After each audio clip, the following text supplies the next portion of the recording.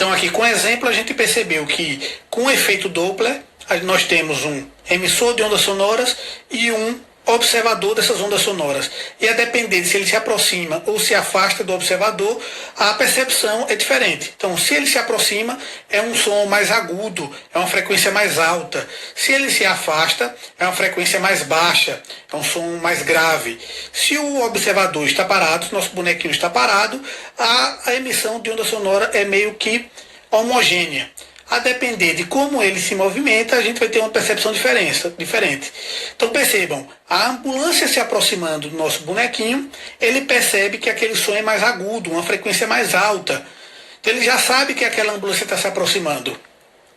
Quando essa ambulância se afasta, ele percebe uma onda sonora mais grave, uma frequência de som mais baixa, e aí ele percebe que essa ambulância está se afastando.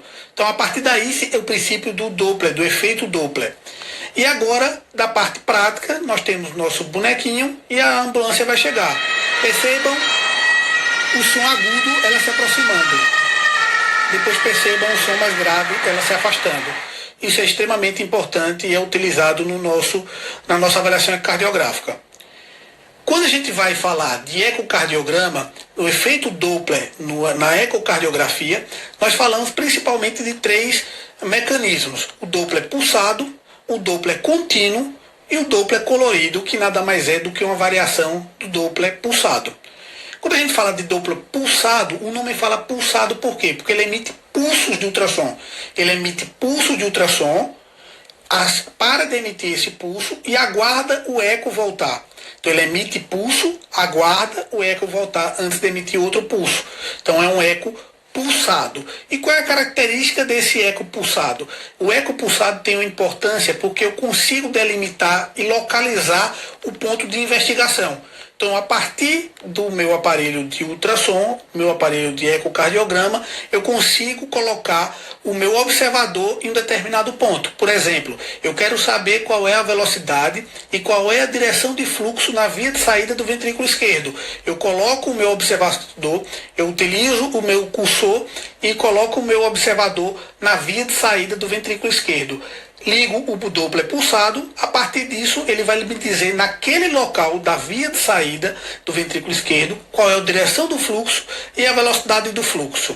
A partir de gráficos também eu posso analisar essas avaliações.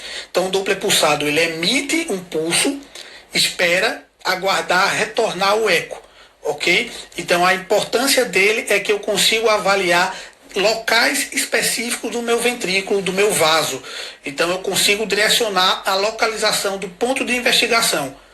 Perfeito? Então observem que o Doppler pulsado tem algumas características. Ele emite um pulso e recebe o eco de volta. Em seguida, a depender da direção do fluxo, se o fluxo de hemácias se aproxima do transdutor, ele produz uma curva espectral com a cápsula, uma linha fina, em que o conteúdo não é rachurado, ele é um conteúdo vazio, certo? Se ele se aproxima do transdutor, a curva se manifesta de forma positiva. Se ele se afasta, a curva é de maneira negativa. E ele, normalmente, as velocidades máximas que o Doppler pulsado consegue avaliar até 1,5 metros por segundo. Apesar dele ter a vantagem de você localizar o ponto de investigação, ele tem uma limitação de velocidade que ele consegue avaliar. Então percebam aqui que quando ele avalia a aproximação das hemácias, ele apresenta uma onda espectral positiva com fluxo laminar, em que o conteúdo, o interior, não é rachurado. Quando esse fluxo se afasta do nosso transdutor, ele emite ondas pulsadas e ele percebe a direção também do fluxo. Então, se ele se afasta do nosso transdutor, ele escreve uma curva negativa com as mesmas características, caso o fluxo seja laminar, em que existe uma linha mais espessa e o conteúdo não é rachurado. Lembrando, mais uma vez, que o Doppler pulsado tem a importância de avaliar um local específico do ventrículo ou do vaso. Em contrapartida, então aqui é mais um exemplo, o exemplo do Doppler. Aqui a gente está avaliando o vaso, o arco aórtico, a aorta descendente, e aqui existe o cursor do ecocardiograma. O fluxo está descendo, eu venho com o cursor, coloco na porção descendente da aorta descendente, e o que é que ele faz? Ele cria um gráfico espectral em que o conteúdo interior não é rachurado, não é tão rachurado, e a parte, o envelopamento pelo fluxo laminar é mais intenso. Então ele me mostra a velocidade naquele local da aorta e ele me localiza o direcionamento do fluxo, que é para baixo, se distanciando do transdutor. Em contrapartida, a gente vai avaliar o Doppler contínuo. Já o Doppler contínuo, o que caracteriza o Doppler contínuo é que o transdutor vai emitir o som ao mesmo tempo que ele está, alguns cristais estão emitindo ondas sonoras, alguns cristais simultaneamente estão preparados para receber também o eco já emitido. Então, continuamente ele emite e continuamente ele recebe esses feixes de ultrassom e de eco. Então ele tem algumas características. Ele emite e recebe de forma simultânea vários feixes de ultrassom de forma simultânea. Percebam que também ele vai inscrever curvas e ondas no gráfico. Então ele emite e recebe ondas simultaneamente. Ele também produz gráficos espectrais. Ao contrário do Doppler pulsado, o interior é rachurado porque ele está avaliando milhares e milhares de hemácias e de fluxos ao mesmo tempo. A vantagem do Doppler contínuo.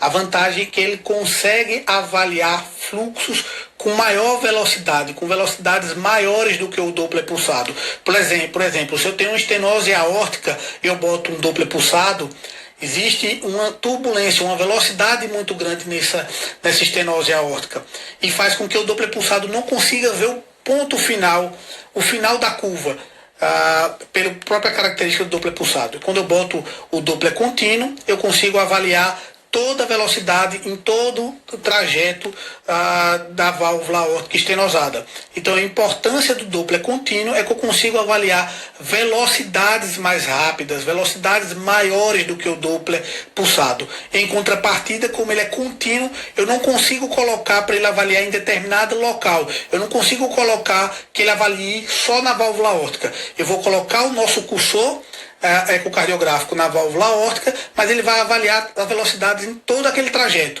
independente de onde for. Então, por exemplo, se eu tenho uma obstrução dinâmica aqui no ventrículo esquerdo, uma válvula aórtica, eu tenho uma obstrução dinâmica aqui na via de saída, e eu tenho uma válvula aórtica também estenosada aqui, eu boto um Doppler contínuo, eu não sei qual é a velocidade maior, se é na velocidade da válvula aórtica aqui para baixo, ou essa é nessa obstrução dinâmica da via de saída. Ele vê qualquer uma que tiver no trajeto do cursor dele.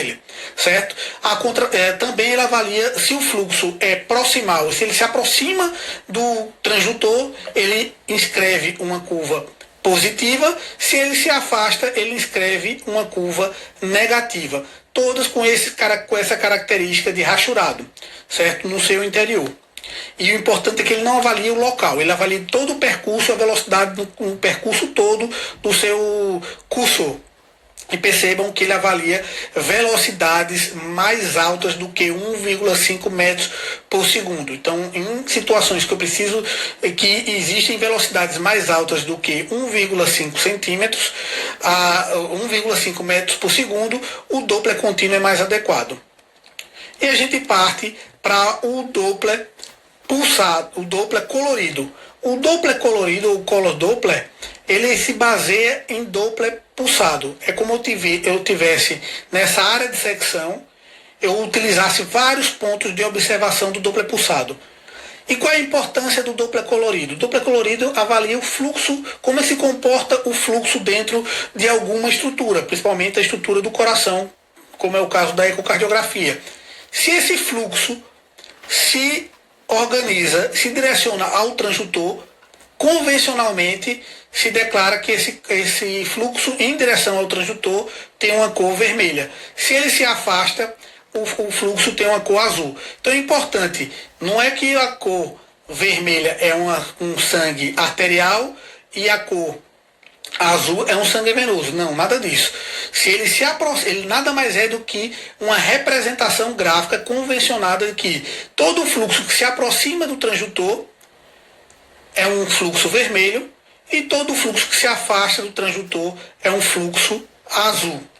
Então observem aqui, eu coloco aqui o Doppler colorido, o que se afasta é azul e o que está entrando, então átrio, ventrículo e válvula aórtica.